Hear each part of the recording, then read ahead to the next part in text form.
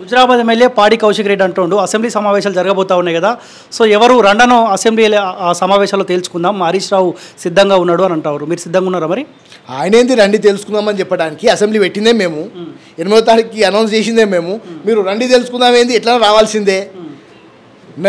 నాకు ఓటు వేయకపోతే నా పాడ మీద నా శవాన్ని తీసుకుపోతా అని చెప్పి గెలిచినోడు ఈరోజు అట్లాంటి మాటలు మాట్లాడుతున్నాడు.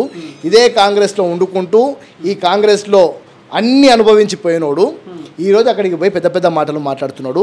తేల్చుకుందామని అంటే ఎక్కడికంటే అక్కడ మేము కూడా సిద్ధమే. రండి తెలుసుకుందాం, ఇప్పుడు ఉంది కదా అసెంబ్లీ, రమ్మని చెప్పండి. వీళ్ళు చేసిన పాప చిట్టాలన్నీ బయట పెడతాం.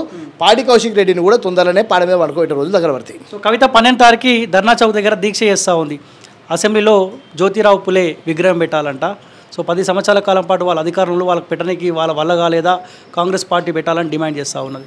కేవలం లిక్కర్ స్కామ్కి సంబంధించి ఎప్పుడు ఆమె జైల్లోకి పోతుందో తెలియదు కాబట్టి ఈరోజు ఇవన్నీ డ్రామాలకి తెరలేపారు. నిజంగా జ్యోతిరావు పులే గారి మీద అంత ప్రేమ ఉంటే మొట్టమొదటిగా వాళ్ళ ఇంట్లో ఒక జ్యోతిరావు పులే ఒక ఫోటో పెట్టుకోమని చెప్పారు.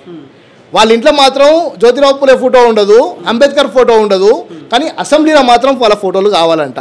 నిజంగా నీకు ఆయన మీద అంత ప్రేమ ఉంటే నీ బండి మీద జ్యోతిరావు పులే స్టిక్కర్ పెట్టుకో, చూద్దాం.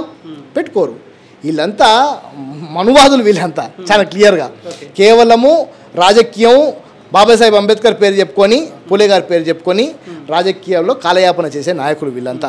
నిజంగా వీళ్ళకి చిత్తశుద్ధి ఉంటే గత 10 సంవత్సరాల్లో ఏ ఒక్క రోజు కూడా బాబాసాహెబ్ అంబేద్కర్ విగ్రహం ఏదైతే అంబేద్కర్ స్టాచ్యూ దగ్గర మా లిబర్టీలో ఉందో ఒక్కరోజు కూడా వచ్చి అయ్య కానీ కొడుకు కానీ బిడ్డ కానీ ఒక్కరోజు దండం పెట్టిపోయిన రోజు లేదు. వీళ్ళు ఈరోజు పులే గురించి మాట్లాడుతున్నారంటే హాస్యాస్పదం.